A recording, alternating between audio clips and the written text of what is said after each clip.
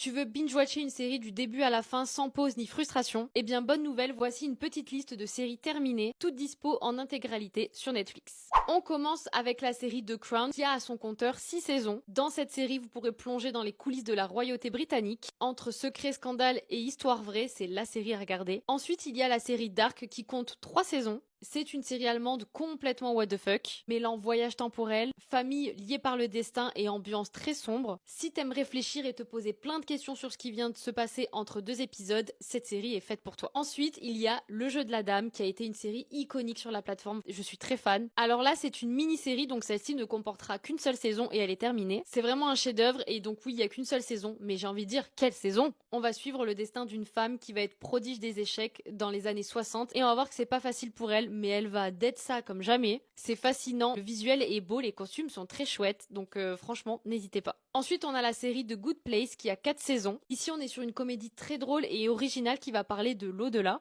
avec des retournements de situation très brillants et une vraie fin plutôt bien ficelée. C'est souvent rare des fois dans les séries, mais là, la fin est très chouette. Donc si vous ne l'avez pas encore vue, eh bien profitez-en parce qu'elle est dans son intégralité. Ensuite, on a l'une des séries les plus touchantes et poignantes sur la plateforme, c'est 13 Reasons Why. Il y a 4 saisons, elles sont toutes dispo. C'est le phénomène qui a marqué toute une génération. Entre secret, tragédie et suspense lycéen, c'est intense du début à la fin et vraiment attention à vous parce que ça parle de sujets très sensibles, ça peut être très dur à regarder, mais il faut la regarder. Ensuite, il y a la série Sex Education qui comporte également 4 saisons et la série est donc terminée. C'est drôle, touchant, intelligent, ça parle d'amour, de première fois, de sexualité, d'amitié et qui s'est conclu en 2023. Il n'y aura donc aucun épisode en attente. Les Demoiselles du téléphone, l'une de mes séries coup de cœur sur la plateforme que j'ai découvert dès que j'ai eu Netflix. Il y a 6 saisons et vraiment celle-ci, elle est incroyable, mais j'avoue que la fin, elle me brise encore le cœur donc je ne la re-regarderai plus je pense. Cette série, c'est le tout premier gros succès espagnol sur la plateforme. Ça mélange drame, féminisme, amour et guerre, c'est vraiment à regarder, elle est incroyable. Elle est surtout très originale. Bon, la fin, prenez vos boîtes de mouchoirs parce que c'est très triste, mais l'histoire est complète et intense jusqu'à la fin. Et ensuite, on a la série The Haunting of Hill House, mais aussi la série The Haunting of Bly Manor. Là, on est sur 2 anthologies d'horreur psychologique, signées Mike Flanagan. 2 histoires, 2 ambiances, aucune attente. Je me suis littéralement chiée dessus. Là, pour le coup, c'est une série d'horreur. On est vraiment dans une ambiance où on n'a pas trop envie d'être là, mais on veut savoir ce qui se passe. Et il y a quand même beaucoup d'émotions dans cette série. Et le gros bonus, c'est qu'elle est complète, donc vous pouvez tout regarder du début à la fin.